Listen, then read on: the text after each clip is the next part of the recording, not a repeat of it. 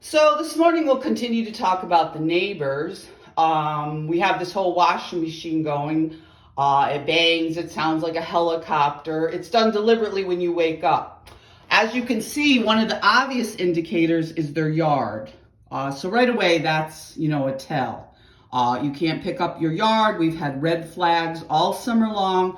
The yard looks disgusting. It looks like you could probably be holding people against their will. Oftentimes, law enforcement comes. We have outbuildings, shacks, things broken, things all over the yard, down limbs, trees, this kind of stuff, which should be an indicator nowadays because they want these little shacks on their property to force people to live in, but they'll call them in-law apartments. Not so much here in the city, but I'm setting up a sort of scenario because women have actually been forced to live in these outside, these sort of places, actually being combined, having children. I mean, this is how repugnant it is. And you can't really tell, but when you have a lawn and a outback, outside like that, it's an indicator. But anyway, the last time the maintenance man was here, he actually went downstairs and told him to shut it off. Shut up, he says. And he starts swearing and screaming, and you can hear everything.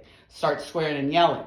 So this man does the same washing machine thing that they did over at the Y. The question becomes, and maybe my internet followers can help us with this, is how do people know when you're asleep?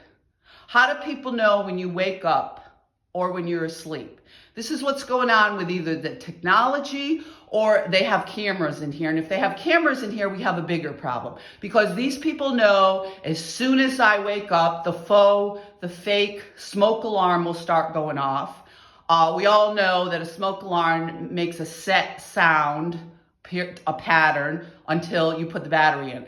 This is like a game because obviously fire, which we've talked about before, threatening to burn people's house down. We now have these incidences of fire with human beings and on and on. I won't use the video for that because it's pretty horrific.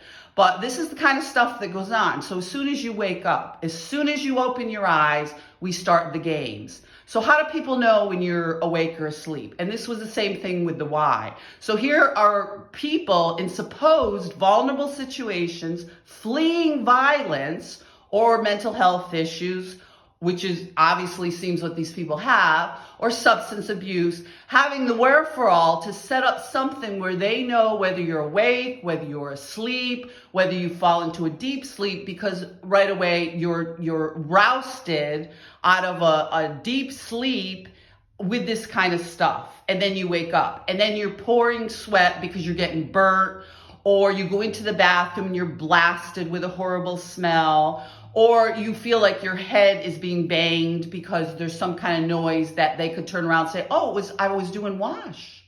And this person's also taken out my garbage. I put my garbage in their can, but they had their can in front of my house. So instead of, they say, well, how come you don't want to meet people? Well, a nice neighbor would have said, well, just leave the garbage in there. I'll put it out next time. You're new. You didn't know that was my garbage. No, I didn't know that your garbage can is in front of my building.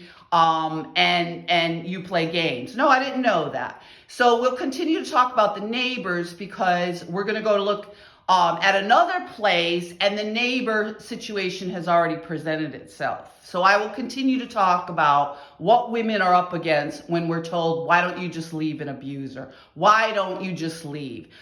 These individuals don't often act alone. I mean, we often hear that, the lone person that has problems. And, again, I'm not an expert in law enforcement, so that does go on. But often is the case that these people act together, especially when it comes to preying on children, because it's such a horrific taboo crime, that has been right along up until this point with the whole minor attracted people.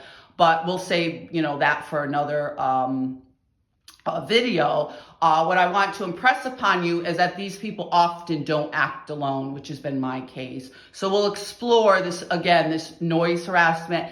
And I'd like to talk more about what kind of technology allows these people to do that. And if they are involved with police officers that aren't doing their job, we need to look at that very seriously when it concerns people that have access to this kind of technology. Be safe, guys.